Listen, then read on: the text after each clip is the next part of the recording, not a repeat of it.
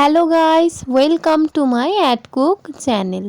আজকে আমরা নিয়ে চলে এসেছি বেগুন ভাজা রেসিপি।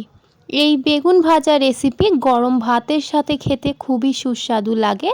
আসুন দেখে নেওয়া যাক। এখানে আমি একটা বেগুন এরকম সাইজের কেটে নিয়েছি। আমি সাইজটা এরকম রেখেছি, এর থেকে বেশি পাতলা করিনি। এবং বেগুনগুলো গোটা ধুয়ে নেবেন। গোটা ধুয়ে নেবার পর তারপর কাটবেন, তাহলে বেগুনের ভিতরে জলটা জমা হবে না। এবার আমরা বেগুনে মশলা দিয়ে দিচ্ছি।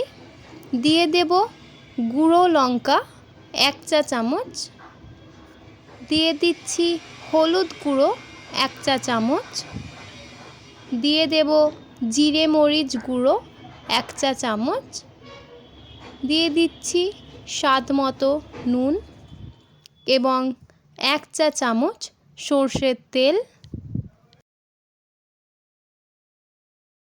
এই মশলাগুলি দেওয়া হয়ে গেলে তারপর আমরা ভালোভাবে বেগুনটাকে মশলার সঙ্গে মাখিয়ে নেব।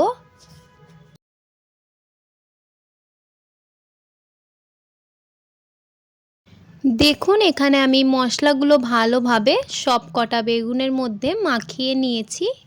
এবার আমরা এই বেগুনগুলোকে তেলে ছেড়ে দেব। চুলোতে একটা কড়া বসিয়ে দিয়েছি, দিয়ে দিচ্ছি পরিমাণ মতো তেল।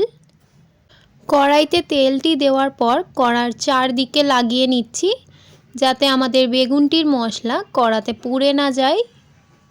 তারপর কড়াইয়ের তেল গরম হয়ে গেলে আমি একটা একটা করে বেগুন তেলের মধ্যে দিয়ে দেব।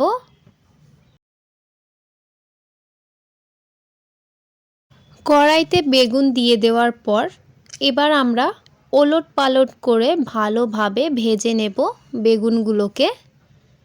বেগুনগুলো আমরা 2-3 বার করে ওলট পালট করে দেব, তাহলেই কিন্তু বেগুনগুলো মচমচে হবে।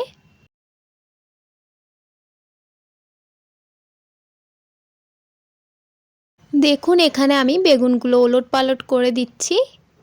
এরকমভাবে বেগুনগুলো ওলট পালট করে নেবেন। এখানে আমার বেগুনগুলো ভাজা রেডি হয়ে গেছে। আমি একটা একটা করে বেগুন এবার উঠিয়ে নেব। এবার আমাদের বেগুনগুলো সার্ভ করার জন্য পুরোপুরি রেডি। আপনাদের যদি এই ভিডিওটা ভালো লেগে থাকে তাহলে অবশ্যই একটা লাইক, শেয়ার অ্যান্ড সাবস্ক্রাইব করে দেবেন।